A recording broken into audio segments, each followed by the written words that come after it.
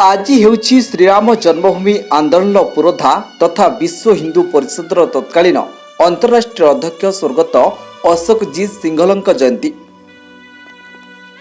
स्वाधीनतर भारत में निर्यातित हिंदू समाजर आखिर लुह को पोछिबा पाई संपूर्ण जीवन को जलांजलि देथिले सिंघल। संसदर संविधान जाए सबुठी जेतेबेले हिंदू माने प्रताड़ित होतिले सेही समय देश में हिंदू धार्मिक अधिकार कौनसी मूल्य नथिला। गोटे पटे अण हिंदू द्वारा अकथनीय अत्याचार हेले अन्यपटे शासनतंत्र ठारू प्रतारणा जोगु दुर्विश्व हो जाइतिला।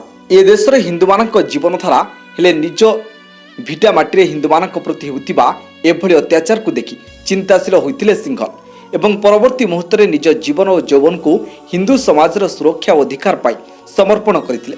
तांका नेतृत्व में 80 दशक में आरंभ होइतिबा श्रीराम जन्मभूमि आंदोलन सारा भारतर हिंदू समाज को जागृत और एकत्रित करिबार नुआ आशा देखाइथिबा बेले सारा विश्व को हिंदुत्वर वार्ता देइतिला। तांकर सेही त्याग और तपस्या जोगु ही आज श्रीराम जन्मभूमि अयोध्या श्रीरामक भव्य मंदिर निर्माण संभव हो पारिछि। ताछड़ा स्वर्गत सिंघल केवल हिंदुत्वर आध्यात्मिक और धार्मिक उत्कर्ष पई काम करिनथिले बरंग शक्तिशाली संगठित राष्ट्रर सर्वांगीन विकास पई मध्य प्रयास करथिले। सिंघलଙ୍କର व्यक्तित्व संपूर्ण रूपे आध्यात्मिक अधिष्ठान उपरे दंडायमान थिबा बेले से ज्ञान भक्ति और कर्मर जीवंत प्रतिमूर्ति थिले।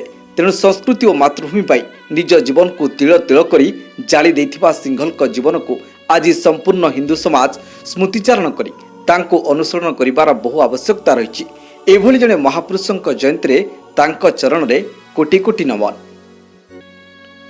Bureau report Taldhwaj live.